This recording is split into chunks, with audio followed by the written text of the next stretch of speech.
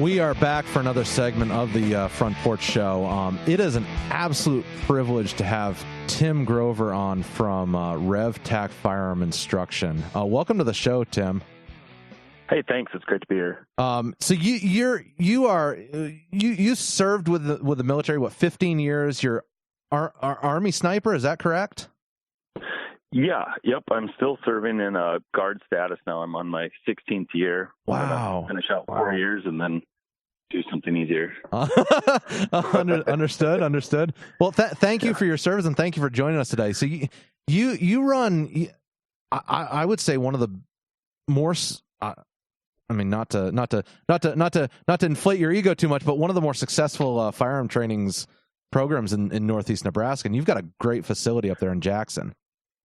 Well, we should probably broaden that statement. I mean, you're like, hey, you run one of the best facilities, 50, 25-mile radius of yourself. So,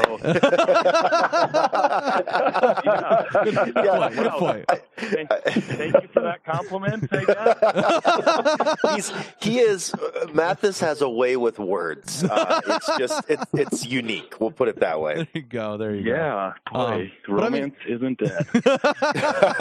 I mean, you serve Nebraska, you serve Iowa, you serve South Dakota, Minnesota. I mean, yeah, but we teach all over the country. So I mean, awesome. But yeah, no, you're fine. But that's so fantastic. Yeah, we stay pretty busy. Awesome. So we wanted to talk to you today. Obviously last weekend was a tragic weekend for our country as far as the mass shootings. And we kind of wanted to just talk to you about, what's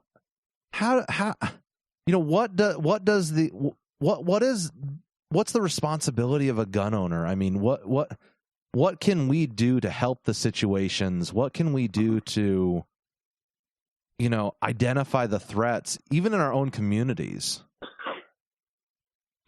Yeah. Well, let's just start by just saying that it's not simply good enough to own a gun. It's not simply good enough to just carry that firearm. We preach here that you have to audit those skills, that you can't just have this blanket of comfort saying, hey, I know what I'm going to do with this gun when the time comes. There's a saying in our world that says the body won't go where the mind hasn't.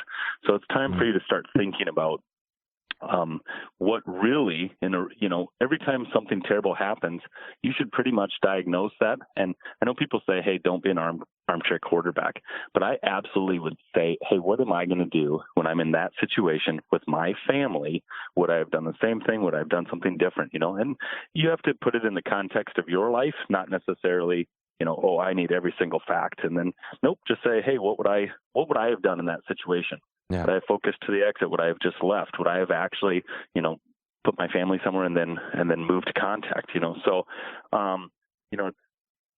don't wait until that moment happens to kind of think about how you're going to respond. And then the other thing is make sure that you actually have the ability to do what you've planned on doing. And we see people come out here with I'm not bashing on a specific firearm, but when you say, hey, I'm carrying this LCP in my belly button and I'm going to try to shoot this active killer from, 50 meters away or 100 meters away.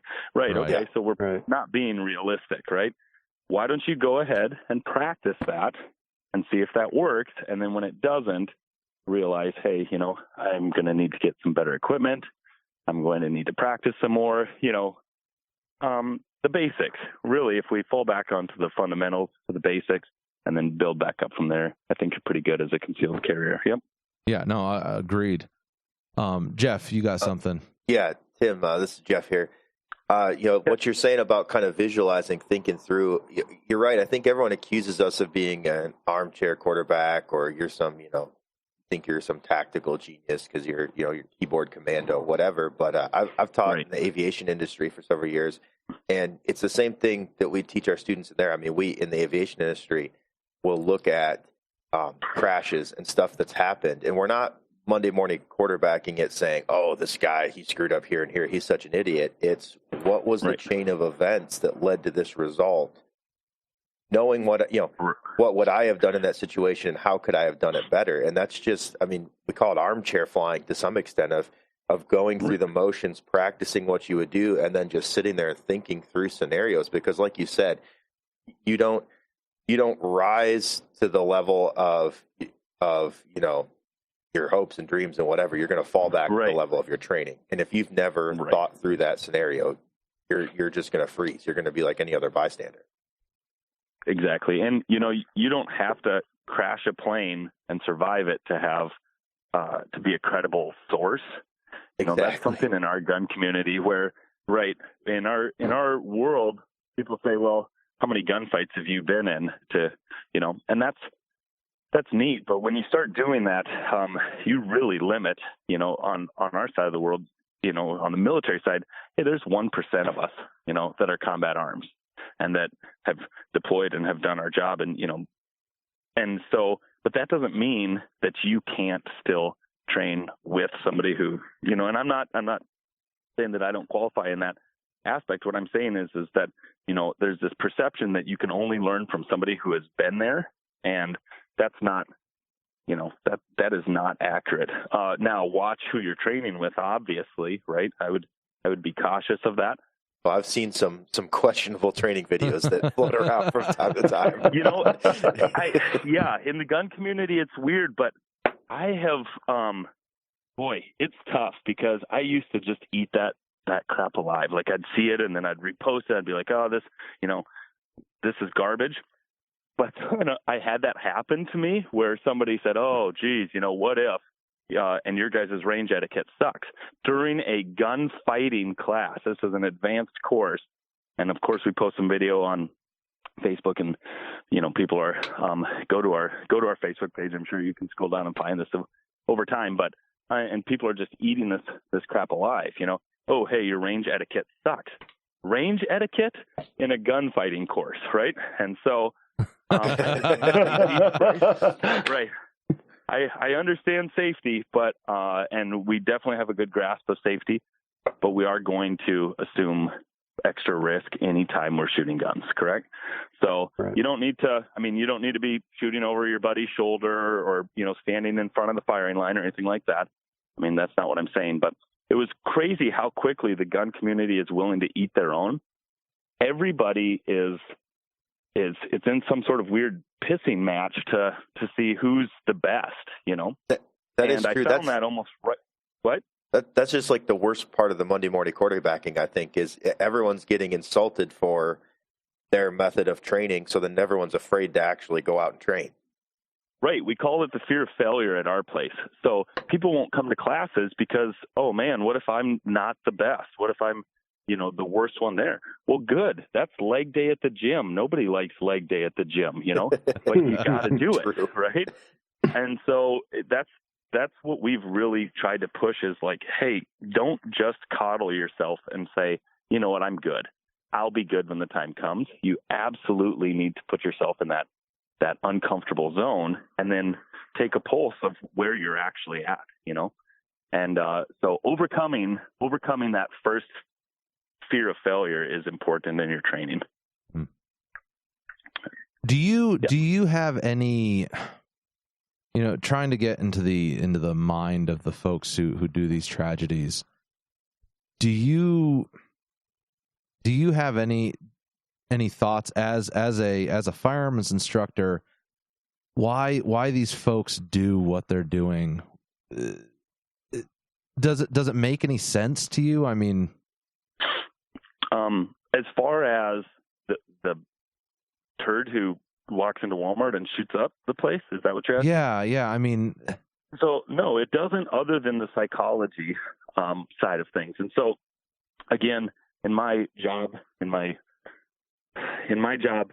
we have to understand the enemy, and so we study that stuff. We study, tactical neuroscience and the psychology. Know thy enemy, right? And so a lot of this comes to having a voice, And if this is how they think they're going to be heard, if this is how they're going to become famous, if you're in a miserable spot already in your life, and then you decide, hey, you know what, I can go out with a bang, and then you start fantasizing about this, and then you start, just laser focus on, hey, this is going to be, my fantasy. Well, then, yeah, it makes sense that they're doing this.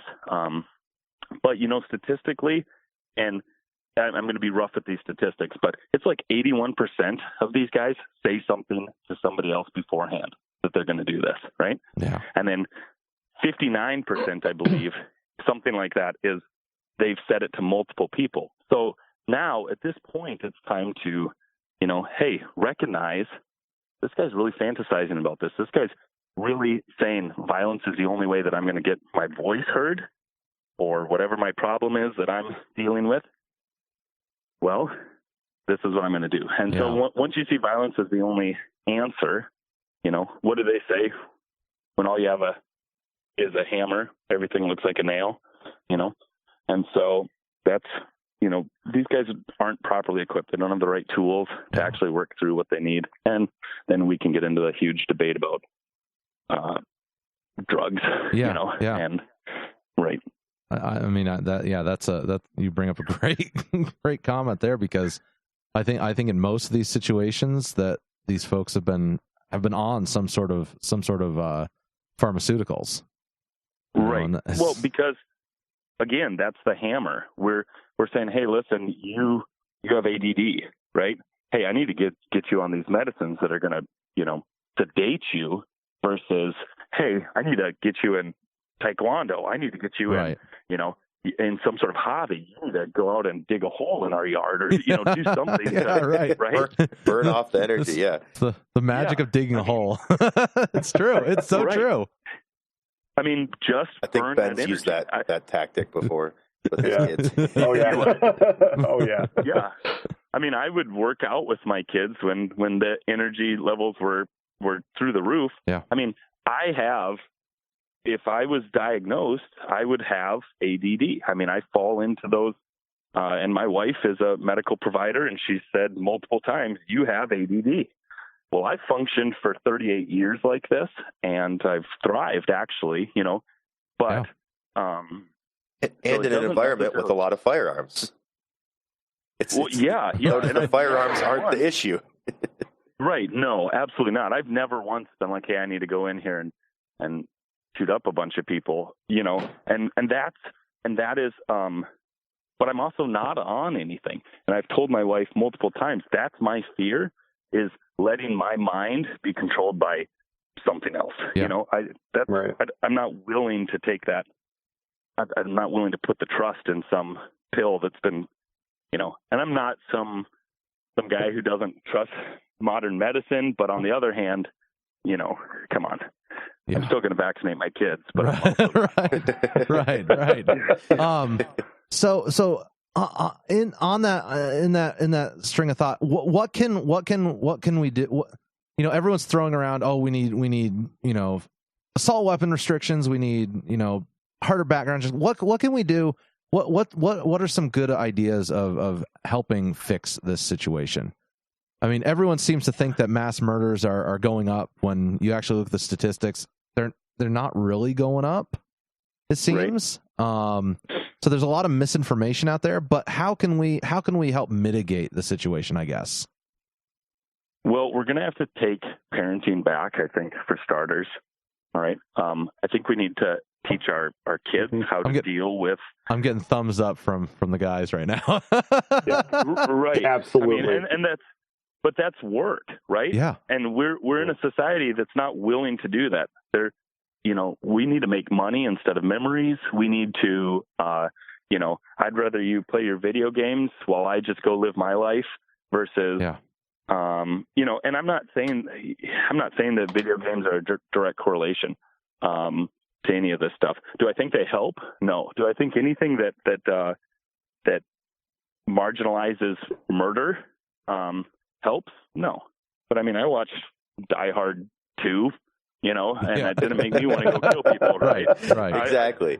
So I mean, I understand that you've got left and right limits, anything in excess. But if we go back to parenting, it means we're going to have to actually work to build resilient kids. And that's what we're not doing. I mean, we're not teaching our kids that failure is fine and that you can, that you can be second place or last place and go out and still have fun, Right. Absolutely. So, no, that's a great point.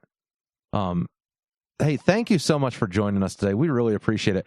Can tell us about your range. We've got a lot of listeners in Nebraska, especially Norfolk area. Tell us about your range, what you guys offer. Just kind of give a rundown of what you guys have, what you guys are doing up there. Yeah. Heck yeah. So Rev-Tac Firearm Instruction. You can like us on Facebook. You can go to our website, RevTac.com, rev-tac.com. And then you can kind of check it out for yourself too. But what we do is we teach classes from basic to advanced, shooting classes, tactics, trauma management. We teach site security for businesses, workplace violence stuff. We also teach church security. We call it multi-layered church security. Great class, by the way. Hey, thank you. Yeah. But one of the things that we focus on here a lot of times is, in our world, it's called Combat Hunter or Left of Bang. And you can read the book, Left of Bang, which is awesome if you get a chance. But what we're talking about is before an incident happens, how to recognize it and deal with it. Pre-threat indicators. So you're understanding baselines versus anomalies. And I know we're going back, we're regressing but I just thought about this right now, is the whole Walmart thing that just happened. Right. That kid walking in there, right? And you're talking about the Missouri one. Yeah. Yes. And he had every right to be there, right? And that firefighter overreacted is what some people are saying, right? How crazy. The baseline is we don't wear body armor and carry multiple guns into Walmart, right? Right. While we're videotaping. I mean, that's the baseline. Hey, that's not normal. And so good for him for reacting to an anomaly. And and you don't have to shoot somebody. You just have to implement the proper training. Hey, I'm going to use escalation of force. I'm going to use my words at this guy. And then I'm going to show him capability that I'm serious by drawing my firearm if I believe he's a imminent threat. And they did. And I would call that super justified. So anyway, long story short, we teach all of that stuff. We want you to recognize beforehand. We don't teach we do teach the run, hide, fight, the homeland security stuff, but that's not as important dealing, after something happens. No, we'd rather you recognize it beforehand and start the process of mitigating that. I think that's another thing. I think that was one of my favorite parts about going through the course I've been with you guys, and then going through, the couple 3-gun competitions. That was everything you guys taught up there was mitigation, and then moving to confront. It was and that really struck home with me because I don't want to say I'm an apprehensive carrier, but carrying has such a huge responsibility. I mean, oh yeah, there have been times I mentioned this on the show a couple weeks ago that there's sometimes I don't carry because I'm not in the right mindset, and I know that I know I'm not ready to take someone's life if I have to. Or Mathis, I found myself, I will. My wife will tell you this. I will confront people that are doing stupid things in the parking lot, going the wrong way or whatever. Like I can be a little testy at times with things, and I find myself more laid back and less willing to get into some of those just annoying everyday, arguments if I'm carrying, because there's no point in inserting yourself in that situation and even risking escalating that situation. Even if it's concealed and they don't have a clue you have the gun, I actually find myself to be a little more mindful of my interactions when I'm and what they can lead to. Right. Yeah. Exactly. Yeah. Because of the responsibility. I'm not carrying, absolutely. When I'm not carrying, I think, hey, you know what? I'm gonna turn and burn. I'm not gonna stick around and bother this guy. I'm not gonna do anything like that. When I am carrying, I still say, hey, I'm going to turn and burn because boy, if this goes south, right? And so, but what you do that is different when you understand the magnitude of personal defense is that you play, it's almost like chess. You're thinking, if I do this, what are the next 3 steps going to look like, right? Yep. If I, try to block this guy into this parking lot, what's that going to look like because I'm angry at him, or whatever. That's not, a lot of people don't do that. A lot of people don't play out what their actions are going to what's going to happen? I just had a buddy punch somebody at the bar, unfortunately, and very unlike this dude, but he punched somebody at the bar because the guy was running his mouth and pride was at stake and all this other stuff. And he lost his job. Oh man. This guy lost his job as right. And now he's going to court and he broke this guy's orbital socket in one punch. Oh, man. And so now he's being sued. It changed his whole life. Yeah. And I just said, hey, to my friend, you never played this scenario out of what would happen if you threw that punch, did you? And he's like, nope, I absolutely didn't, Yep. Right. You need to. It comes back to that pre-planning. I mean, we've got to think ahead. We've got to plan ahead. We've got to, we have to estimate the next person's moves.